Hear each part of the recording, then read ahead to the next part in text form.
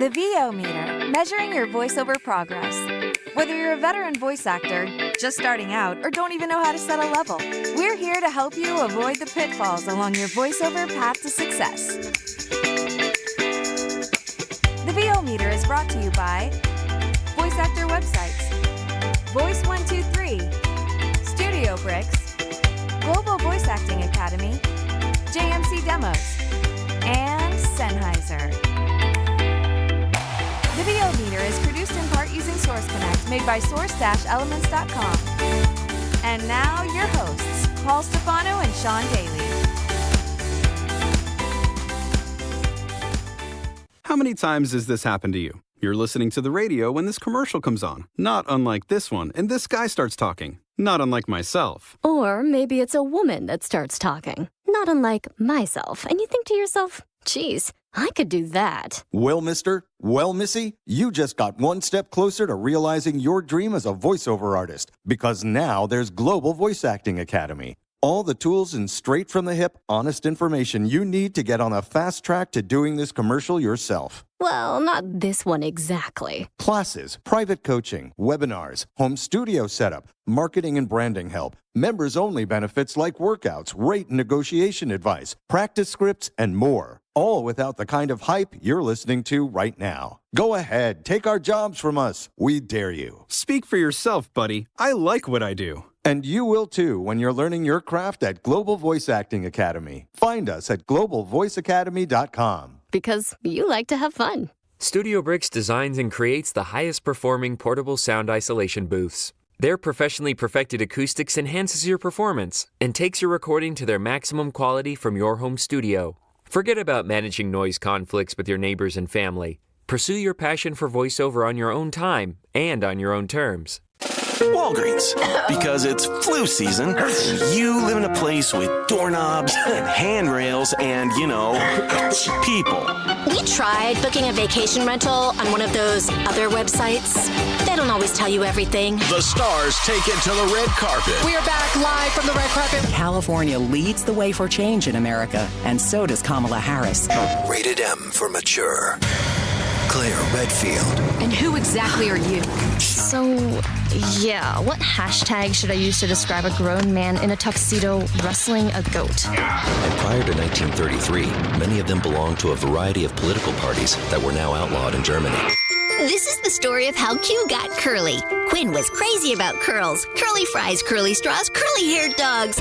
Hey, Jay Michael here. Thanks for listening to the VO Meter podcast. It's one of my favorites. If you're looking for a great demo like the ones you just heard, check out jmcdemos.com for more information.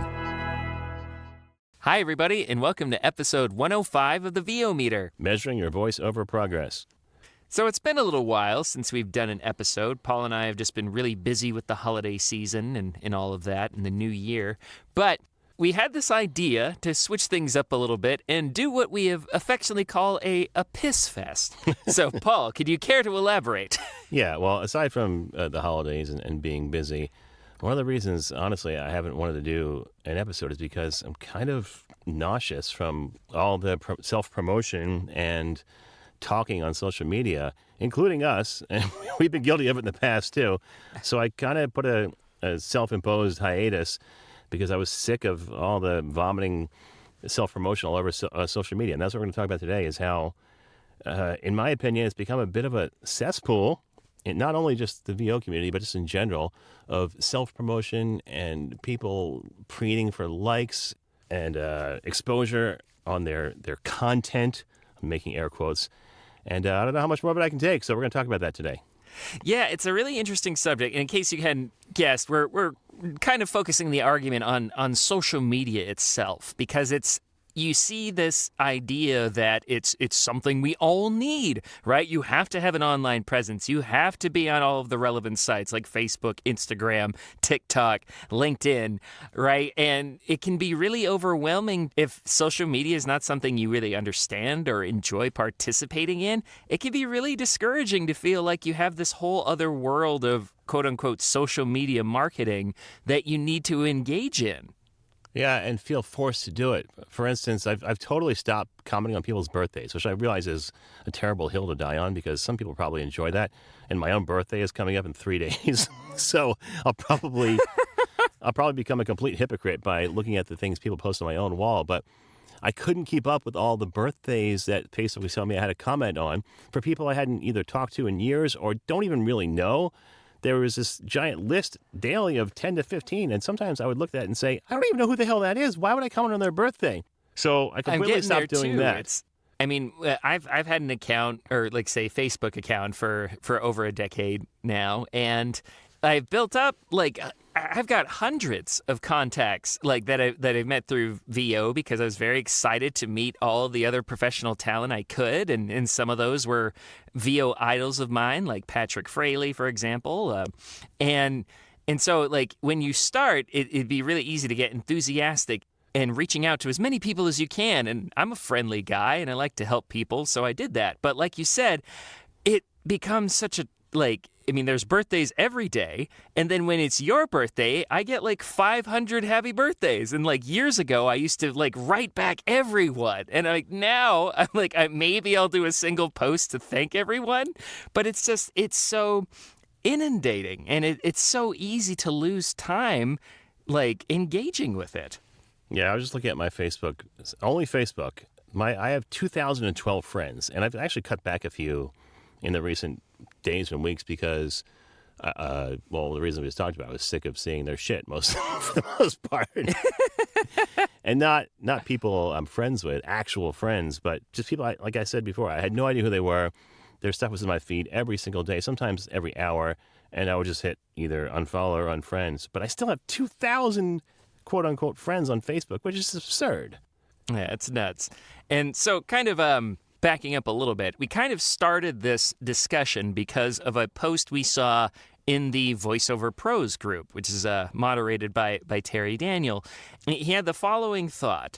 So he was saying that over the years, I've noticed that there are two distinct industries in voiceover work, the traditional voiceover industry and the social media voiceover industry. I've spoken with several successful talent who have never heard of the conferences, VO groups, Clubhouse, and other programs that we're supposed to be a part of. This isn't meant to criticize anything, it's just an observation. I realized this when I talked to some professional VO artists who have decided that social media should not be a part of their busy lives. And I often wonder if we could have more success if we followed in their footsteps. Your thoughts? And so Paul reached out to me. He's just like, oh man, look at the dumpster fire on Facebook. It's just, I actually reached out to Terry too when I saw that and said, hey, we're doing this episode. You want to come on? He never responded, so I guess he doesn't really care, and that's fine with me because we've been talking about other stuff all weekend. So we're recording this on a Monday, and I've been texting with Terry all weekend. So I guess he wasn't interested in participating, which again is totally fine with me. But I'm glad you put that out there. But yeah, I mean, we'll be quoting people from the discussion throughout this episode, but it's just because there's some really interesting opinions. And as you might guess, there's some pros to being that or to using it as a marketing tool. And of course, there's plenty of cons and caveats to using it, just like any other business tool. So Sean actually very eloquently wrote out some talking points, which is always good because I'm a preparation mess, and it's good to actually have some prep for the show. So the first one in his list is, how much time do you spend on social media and with whom? Is it clients, fellow VOs, aspirational fans? And when you're doing that, are you getting good info or are you just sort of shouting out into the echo chamber? And I have some thoughts on this, but since you wrote it, you want to start? Yeah. And just to clarify, this term echo chamber is basically when you find a group of similar-minded individuals and you're kind of just repeating everyone's same thoughts, right? It's not a place to gain knowledge and grow necessarily. It's just finding a bunch of people who already agree with you. So, which is most of the voiceover-specific groups on social media or threads on either Threads or Twitter. That's basically what those are. Exactly. And so I just wanted to clarify that point. What were your thoughts on it, Paul? Well, I definitely was spending too much time in those groups, and part of it was, like you said, trying to meet people. And I think in the beginning, some of it was to sort of toot my own horn, to sort of get out there in the community. And I feel like I did that, especially with this podcast. We did become almost sort of pseudo-celebrities in that small echo chamber of the VO groups, which is that cottage part of the industry Terry was talking about, where everyone is going to the same conferences. They're in the same groups. They're participating in the same clubhouses. We did sort of become sort of celebrities where people would reach out to us and say, hey, I love your show. Or they come up to us at the conference and say, you've done so much for us with the podcast. And that was cool to an extent. But I have to say, lately I've been shying away from that too. I still get a fair amount of either Facebook requests, LinkedIn messages, or flat out emails from people every week asking advice. And I really don't want to do it anymore. I can't offer anything concrete other than I say, you know what, I'm not a coach. Here are some people that you should reach out to and or go listen to the podcast. It's really, I put all of our effort into that. Sean and I both have put so much effort into that. Go listen to the podcast and then come back after that if you really want to talk. And almost never does anyone reach out to me after that. Mm-hmm. Homework. But yeah. But that's the thing is it's like, I mean, it's so easy. Like I used to be like, I mean, people accuse me of being generous to a fault, but it's like anytime someone had a question about audio or performance or who to coach with or whatever, I had to get my 2 cents in and offer some help. And part of that, you're right. It's like it's a desire to help, but it might be tooting your own horn and showing your expertise a little bit. It's so easy to do when you get started because you're just learning, right? There's no deadlines, there's no responsibility, there's no expectations. And you and I have been doing this for over a decade now. And so we have a finite number of hours in the day. We're actually doing the thing that we sought out to do, and we can't spend as much time just being like philanthropic with our knowledge. Yeah. And another thing, while I'm shaking my fist at the young kids from my old man lawn, I always get negative feedback, almost always. So even when I was trying to be helpful, there would always be that one person who would chime in and say, no, that's not right. You know what you're talking about. Here's what really is going on. And that would piss me off to no end because here I am. You have a decade of experience. I'm technically, mine is 8 years of experience in actual working, but over 30 years of training and learning the business. If you go all the way back to my undergraduate degree in broadcasting.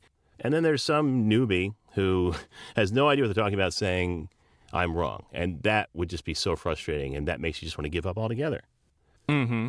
And that's the thing is it's like it's one of the reasons why it is such a time suck is that you have everyone sharing their opinions and there's really no way to efficiently vet them, to vet all this information. I mean, for me, I spent a lot of time reading and listening to the conversations before I started to participate. So I tried to follow a lot of like trends and agreed upon ideas, but even so, you'll still find people throw in like maybe something that's particularly very esoteric, like say applying audiobook processing to a video game character, like, you know.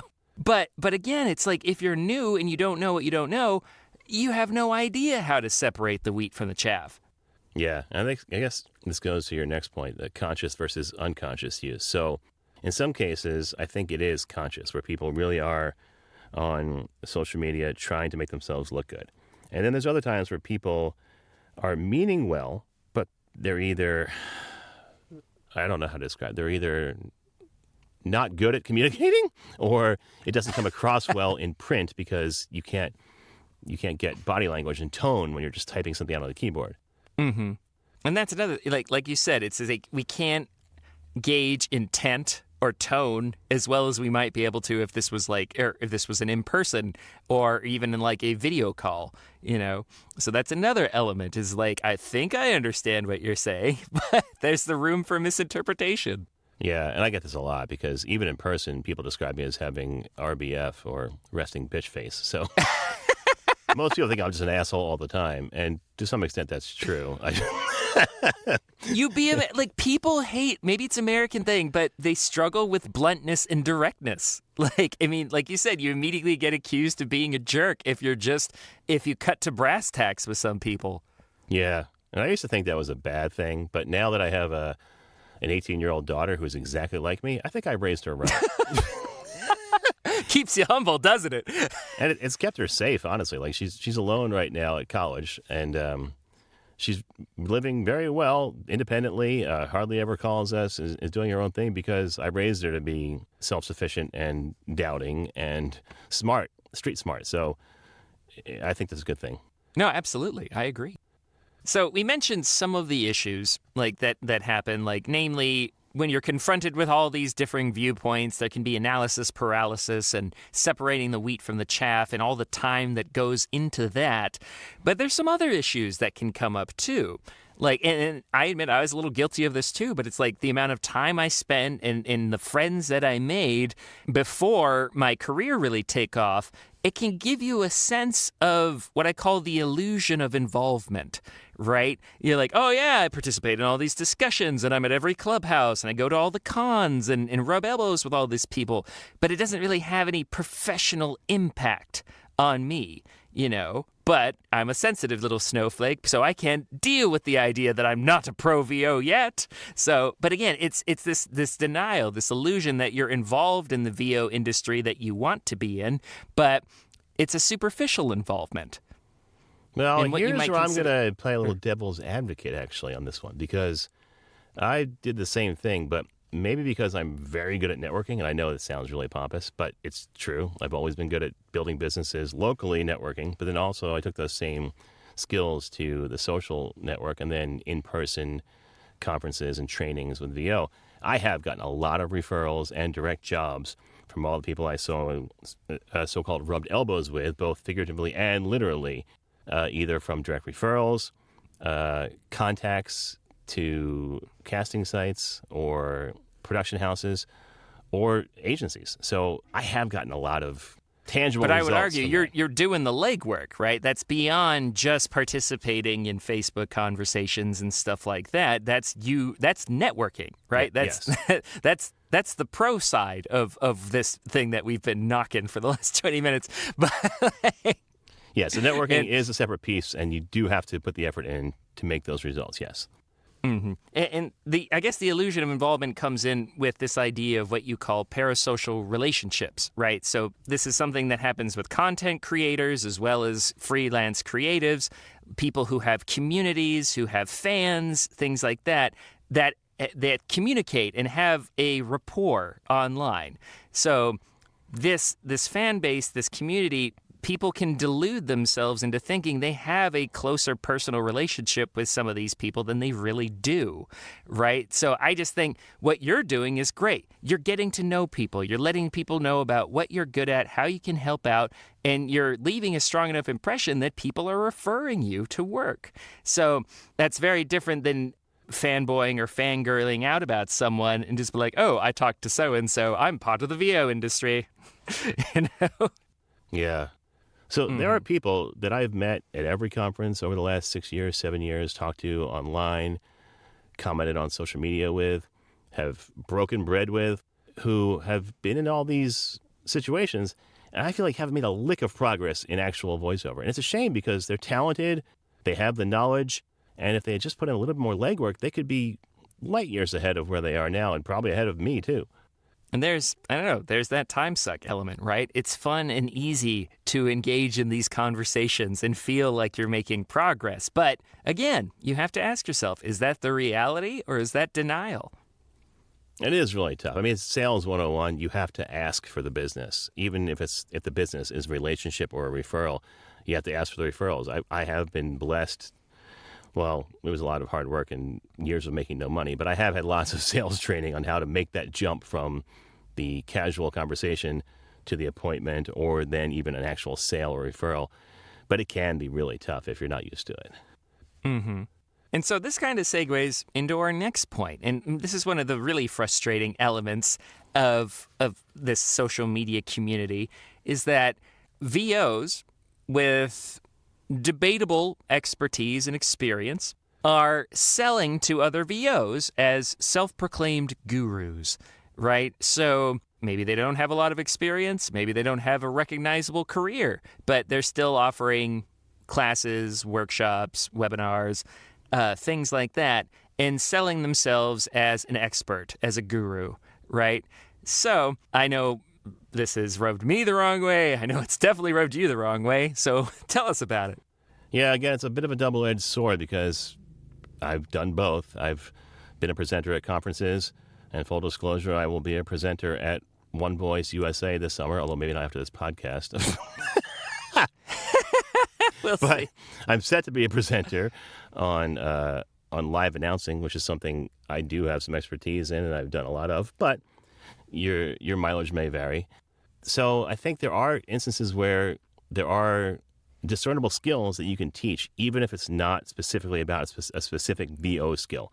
So I'm thinking of Bridget Reel's company, VAs for VOs. Yeah, VA for VO. VOs Yeah, for virtual VOs. assistants. And I'm not sure she owns the company herself, but she has it with Miranda Ellis and a couple other people, where they actually are offering a service as virtual assistants. I think Lynn Norris is involved too, where they're offering virtual assistants to voiceovers. That's a perfectly marketable skill and service that you can market to people. But I do feel like there are some other people out there who are selling themselves as coaches for specific genres, and it's hard for me to take them seriously when I know they've only been doing it for 2 to 3 years. There's another instance of somebody who is teaching a class on quoting rates. And 6 months ago, this person, after unfriending me on Facebook, sent me a message on Facebook, and it was almost lost in my spam because we weren't friends anymore because they had unfriended me, asking me for rate advice. And then a couple months later, they're teaching a class on rates. That just blows my mind, how you can have the audacity to do that when you may still have questions yourself. How can you be an expert if you're asking other people in the industry for advice? It doesn't make any sense. Yeah, it's like, what is it? It's like the Marge Simpson school of thought for education. You just got to be one lesson ahead. Yeah. It just shows how bizarre it can be. I mean, on the one hand, like, there's nothing wrong with educating your peers on things that you're, like, good at teaching, right? So, I mean, actors have taught since time immemorial. But again, it's vetting your resources and being sure that you have a worthwhile product to sell before you push it on your compatriots. Yeah, just to back that up, I'm not saying you have to be an expert at everything within the voiceover world to be a teacher. That's not what I'm saying. And I'll take it back to the sports world again. There are lots of successful managers in baseball, coaches in football that never made it to the pros. They're just good at teaching. And I don't necessarily believe in those who can't teach. I think there are people who are good at teaching things that they weren't necessarily wildly monetarily successful at in the business world. I think you can do both. So, as we mentioned before, we pulled some quotes from this post on kind of getting people's different perspectives. And one that I really like, someone just kind of wrapped up, this isn't an all or nothing thing. This social media is going to work for some and not for others. And they put it very eloquently. They said, to some, social media is irrelevant to their business. To some, social media helps their business. And to some, social media is their business. So I love that because it just shows you that, like, yeah, you don't have to do this thing if it doesn't suit you. And some people use it as one aspect of their business, and some people build their entire voiceover or creative career around it. So it's kind of funny. Like, I was actually, kudos to Terry for keeping things pretty diplomatic, and everyone in the chat as well. I thought, like, it was a lot of people kind of checked their judgments at the door and just like, this is what my experience was, this is what I feel, and stuff like that. There wasn't any real name calling or like, this is shit, you know? So I thought it was a wonderful conversation, and it was really cool to hear so clearly laid out. Like, yeah, it might be completely irrelevant to your business. You might use it a little bit, or it might be everything. So I thought that was pretty nice.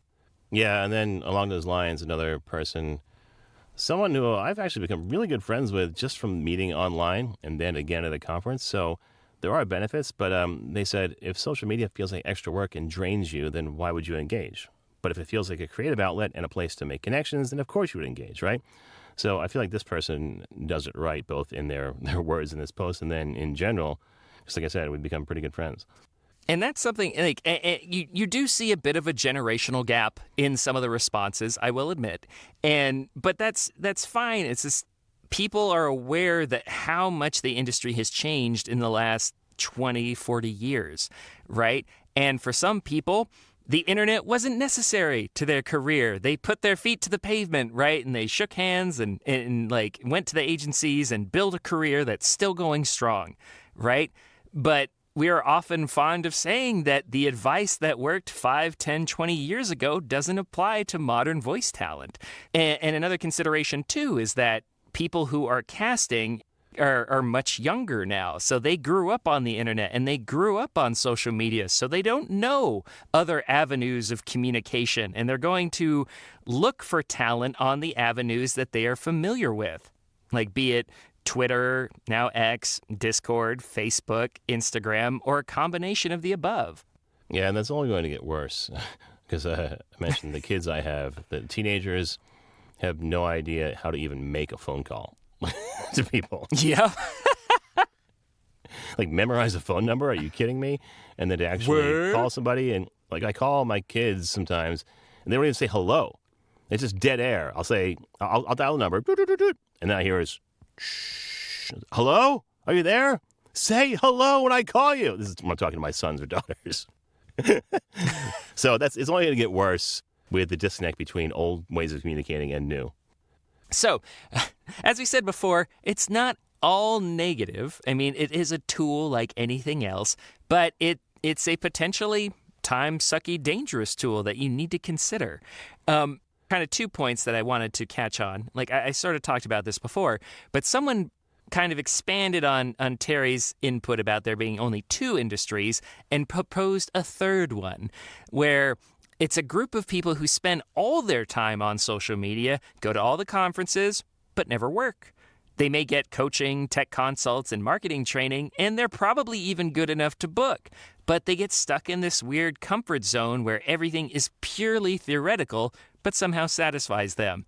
And I admit, this is kind of like my worst nightmare. It's just like, oh God, am I guilty of this? Have I done this? Do I want it? Like, how do I stop it? So, again, it's that having that awareness and being honest with yourself about your own progress, right? And your own involvement.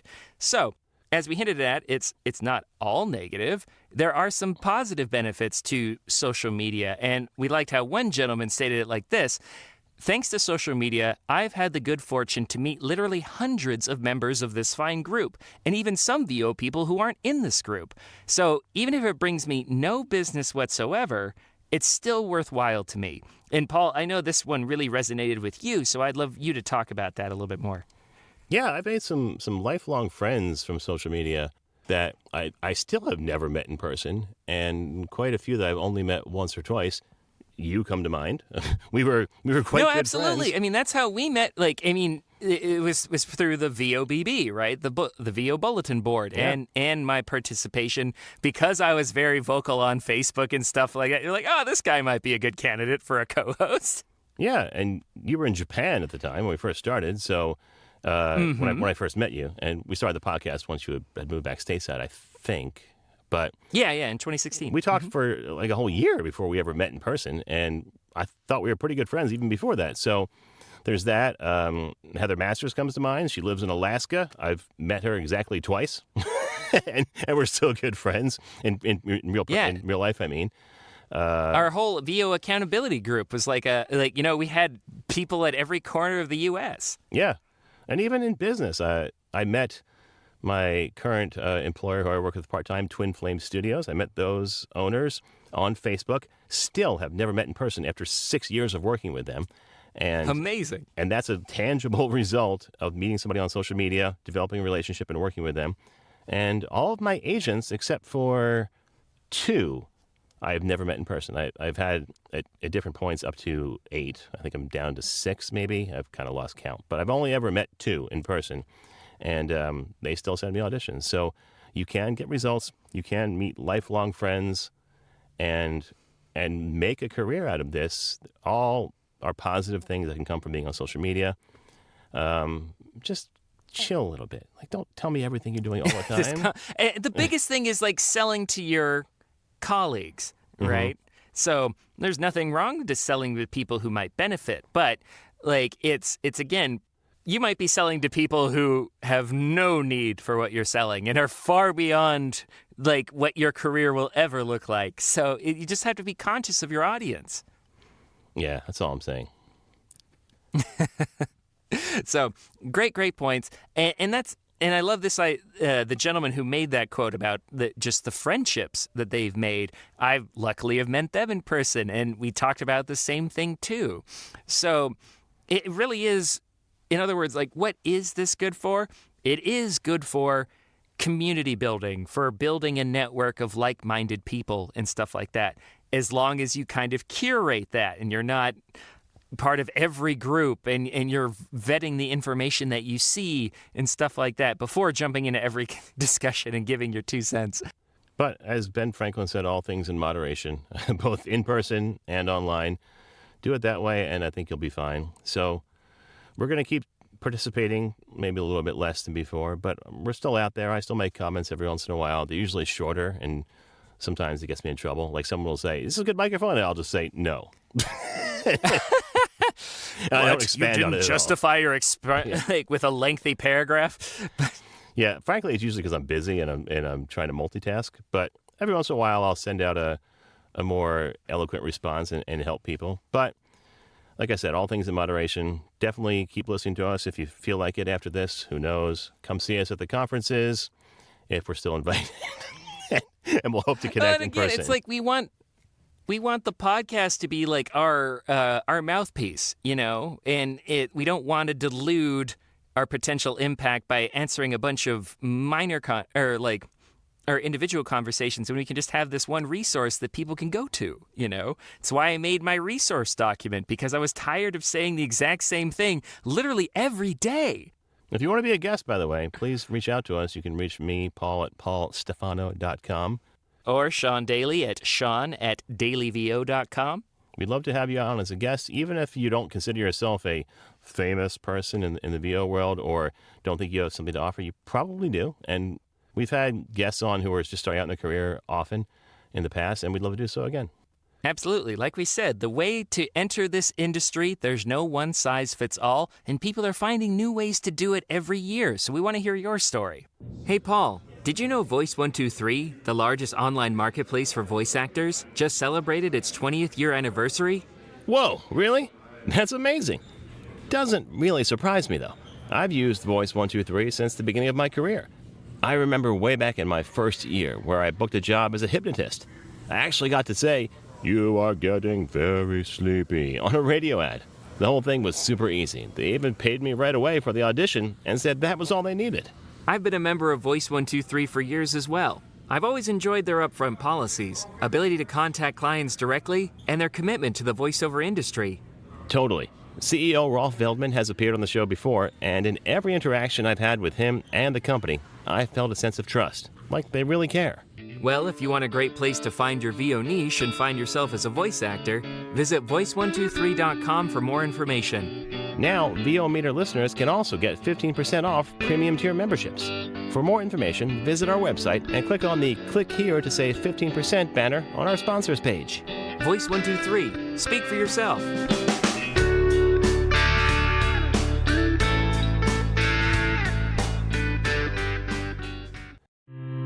In these modern times, every business needs a website. When you need a website for your voice acting business, there's only one place to go. Like the name says, voiceactorwebsites.com. Their experience in this niche webmaster market gives them the ability to quickly and easily get you from concept to live online in a much shorter time. When you contact voiceactorwebsites.com, their team of experts and designers really get to know you and what your needs are. They work with you to highlight what you do. Then they create an easily navigable website for your potential clients to get the big picture of who you are and how your voice is the one for them. Plus, VoiceActorWebsites.com has other great resources, like their practice script library and other resources to help your voiceover career flourish. Don't try it yourself. Go with the pros. VoiceActorWebsites.com, where your VO website shouldn't be a pain in the you-know-what. So that wraps up this episode of the VO Meter. Measuring your voiceover progress. So speaking of up-and-coming voice talent, we have a commercial talent named Andrew Landern who is making inroads in the character voice acting realm. So we'll be talking to him in a couple of weeks. But other than that, you'll hear us next time on the VO Meter. Thanks for listening to this episode of the VO Meter. To follow along, Visit us at www.vometer.com. We'd also love to hear your comments or suggestions for the show. Or if you have a questionable gear purchase, tell us all about it on our Facebook page or on Twitter @the VO Meter.